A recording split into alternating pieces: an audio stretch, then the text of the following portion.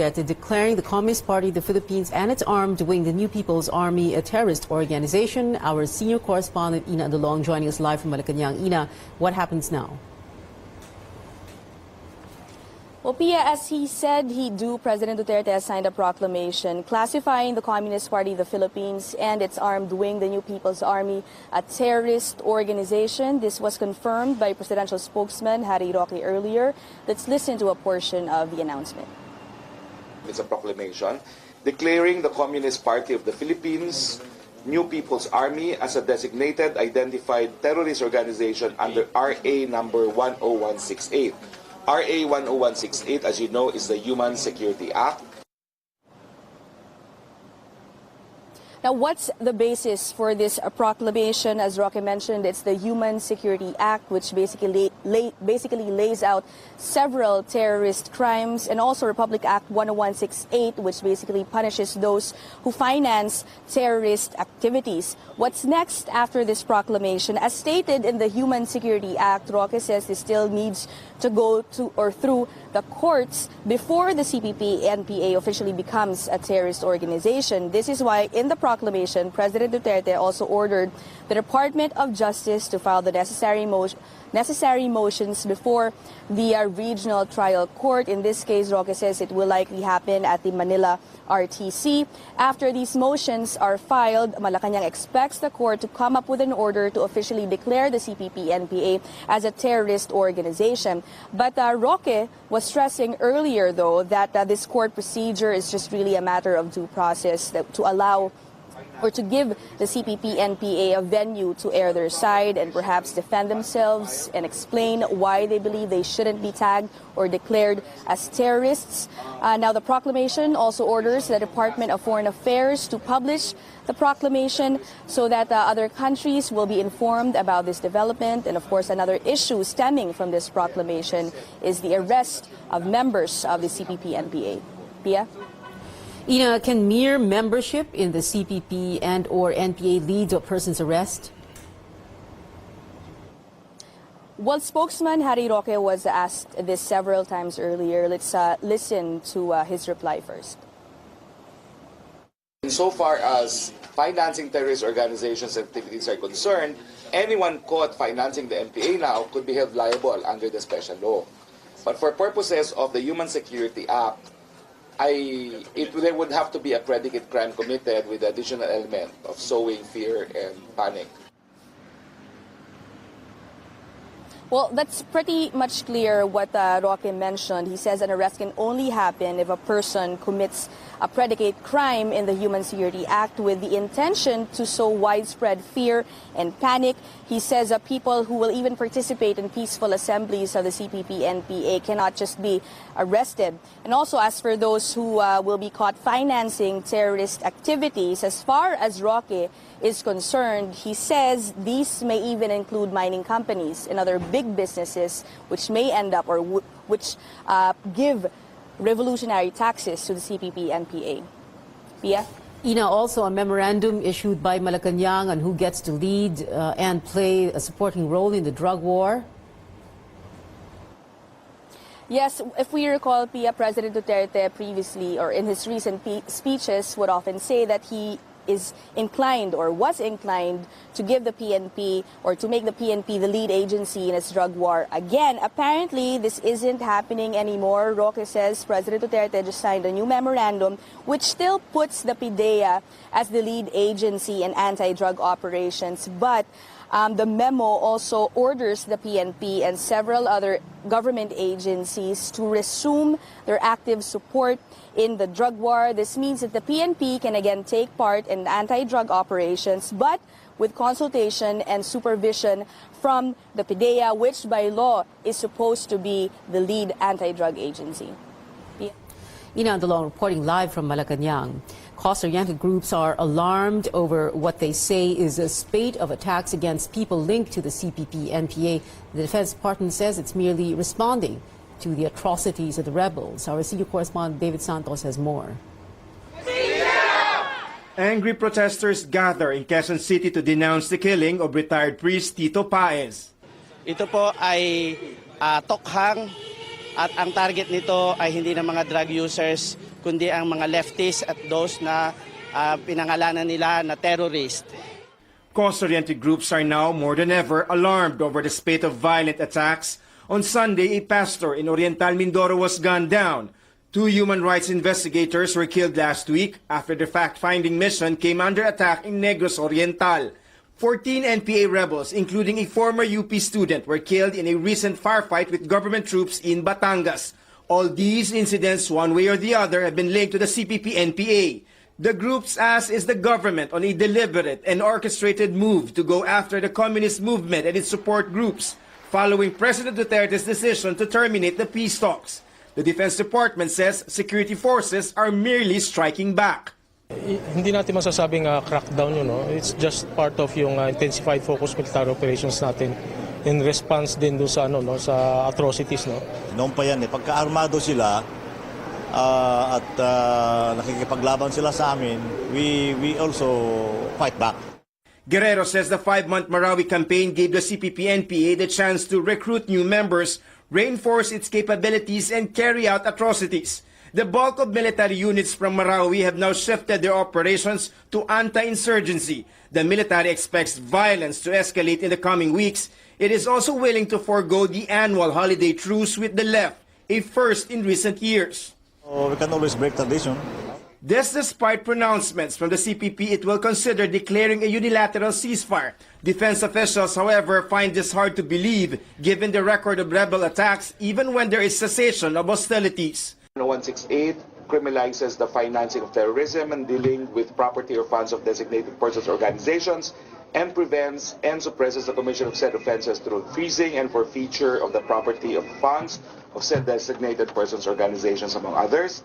Whereas Section 3E1 of RA 10168 defines designated persons as any person or entity designated or identified as a terrorist, one who finances terrorism or terrorist organization or group under the applicable United Nations Security Council resolution or by another jurisdiction or supranational jurisdiction.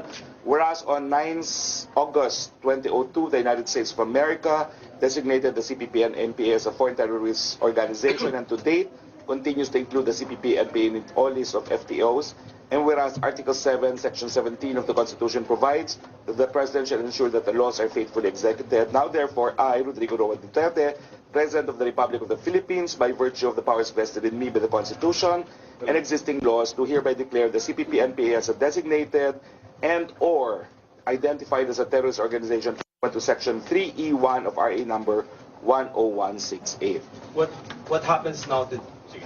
In this regard, I hereby direct the Department of Foreign Affairs to publish the foregoing designation of CPP-NPA and other designated persons, organizations in accordance with Section 3 and 15 of RA 10168 and in its implementing rules and regulations. Take note that the domestic statute and the UN Security Council prohibits the giving of funds to terrorist organizations. This will enable law enforcement agencies to run after individuals who will in any way provide financial support to the NPA now that it has been described as a terrorist organization. Sure, what happens to Joma? I do not know what will happen to Joma. I do not know the status of Joma because Joma, Asylum siya, di ba? if I understand, has taken Dutch citizenship, no? Oh, so? He's a foreign national unless there's legal basis to, well, if it can be proven that he is in fact a part of CPP NPA, no? Then the relevant UN Security Council resolution can be invoked, no? And if it can be proven that he provides material support to the CPP-NPA, then he can be proceeded against. Hihilingin ba ng Philippine government na pabalikin na si Joma rito for Foreign I was not given any instruction, or I was not given any indication by the President on that matter. I was just directed to reveal that he has signed this memorandum and this proclamation. So does that mean there will be investigations on the so-called legal fronts, whether they are funding the CPP-NPA? I think that's outside of the instrument, but the President has said, remember, that he will hold, paraphrasing the President, because I can't quote him word for word, he will hold the legal fronts of the CPP-NPA responsible. So parang it goes without saying, parang ganun. I do not know. That's your conclusion, but all I'm saying is the President did say that he will run after legal front of the CPP-NPA. So kasama na ba yung NDF? The three. Well, as I said, the document speaks for itself. It's CPP, NPA for now. hindi dadakipin yung mga NPA. I do not know because I'm only here to announce the proclamation and the memorandum. And as I said, the document speaks for itself. CNN, di ba? CPP and NPA. CPP, NPA. There was no mention of an NDF. So it's CPP, NPA. So ano nga siya? So sino yung terrorist org lang? The document says it's CPP, NPA. CPP, NPA. Ibig sabihin membership enough para arrestuhin or kailangan ba they should take up arms or mahuli mga Well, the UN Security Council resolution says that it should be unlawful to contribute to terrorist organizations. That's one. So providing contribution to them is actionable. No? Number two, well, the Human Security Act can become a legal basis for criminal prosecution for terrorism if you're found to be a member of a terrorist group. But you need to commit any of the predicate crimes under the Human Security Act. I enjoin all of you to read it, but the Human Security Act requires predicate crimes with the additional element that the act is intended to sow fear or panic in the minds of the general public. I do not know. I was just asked to declare or to announce that the President had signed already this proclamation. What is the reason of the President why he allowed the PNP to resume active support? It's in the memorandum itself. And I will read the memorandum. Okay? Hindi ko pa binasa. Okay. Whereas on 10 October 2017, the President issued memorandum to concerned agencies directing the NBI, BNP, AFP, and the Philippine Postal Office, or any and all ad hoc anti-illegal drug task force to leave to the PIDEA as sole agency the conduct of all campaigns and operations against all those who are involved in the or connected with illegal drugs, whereas the issuance of said memorandum was intended to pinpoint precise accountability and was prompted by allegations from some sectors that summary killings of illegal drug suspects has been perpetrated by law enforcement agencies, including the PNP, whereas the PIDEA has made significant strides in the government's anti-illegal drug campaign since 11 October 2017, with only one drug suspect killed in the course of its anti-illegal drug operations, but has been seriously hampered in performing its huge mandate by the lack of resources, specifically agents and operatives who can penetrate drug-infected areas down to the municipal and barangay levels, whereas there's been a notable resurgence in illegal drugs activities and crimes committed in relation thereto since PNP and the other law enforcement agencies were elected to leave to the PIDEA as a sole agency the conduct of all anti-illegal drug campaigns and operations, whereas there's a clamor from the public to restore to the PNP and all other law enforcement agencies the responsibility of providing active support to the PIDEA in the conduct of anti-illegal drug operations. Sir, just to be clear. And therefore, NBI, PNP, AFP, BOC, PhilPos, and all other agencies and existing anti-illegal drug task force shall resume to provide active support to PIDEA. PIDEA shall continue to be the overall lead agency in the anti-illegal drug campaign. Dangerous Drugs Board shall remain as the policy-making and strategy formulating body, the planning and formulation of policies and programs on drug prevention and control. PIDEA, as chair of the ICAD, shall submit monthly reports to the Office of the President on the progress of the government's anti-illegal drug campaign. So, sir, may tukhang knowledge? That's not covered by the document. But in terms of That's not covered by the document because it says that the PNP and all other agencies can now participate anew in the anti-illegal drug efforts. Well, it's very clear, PIDEA is the lead. So if Tokhang will be implemented by the PNP, I would suppose there will have to be coordination with PIDEA. Sir, eventually we will bring it back to the PNP. Wala na yun. That's it. This is the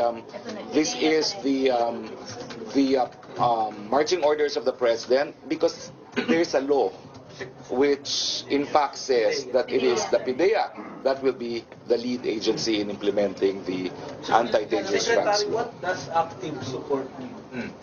They can participate now, whereas in the past, all of them were told not to do anything. Only the PIDEA. But they cannot do operations on their own. Well, I suppose because there is a lead agency, they must coordinate with the lead So agency. kung may operation, ang composite unit mo dyan would be may mga police and the PIDEA na. I do not know. That's speculative. All I'm saying is, perhaps if they want to resume Tokhang, then they need to confer with PIDEA on how to implement it. Or PIDEA would have to ask the PNP to resume it. I don't know how they will agree on the terms of actually enforcing Tokhang anew, but PIDEA must be consulted, and PIDEA must not be deprived of its role as lead agency in implementing the Dangerous Drugs Act. Secretary, is it still safe to assume that the President is not satisfied with the way PIDEA handles the drug war? I don't think that it is not satisfied, but it is said that they recognize lack of resources. Okay. Because right now, when PIDEA was the only agency, we all know that they have like 2,000 manpower. No? So now the President clearly wants PIDEA to take the lead, but it wants to avail of the manpower and resources of all other agencies of government, not just the PNP, including the Philippine Postal Corporation. Sir, won't this raise doubts because, sir, so far wala pang cleansing na nangyayari sa PNP despite drug war being removed from their territory before? I would assume that because PIDEA would take the lead, that PNP will coordinate its efforts with the PIDEA. And PIDEA in turn will share its capabilities and know-how with all other police enforcement agencies. Are to happen, will it only happen after the court issues yung anumang order po na that will come from the motions from the DOJ? And can anyone just be arrested, or do they need to be caught doing a crime? You have to check the language of the Human Security Act. Now remember, the statute mentioned too, aside from the Human Security Act, is the special law against financing of terrorist activities. So insofar as financing terrorist organizations' activities are concerned, anyone caught financing the MPA now could be held liable under the special law. But for purposes of the Human Security Act, there would have to be a predicate crime committed with the additional element of sowing fear and panic. Yung mga mining companies na nagbibigay ng revolutionary tax, my reading is that's financing of terrorist organizations. That's a matter of legal defense. so mining companies. Going back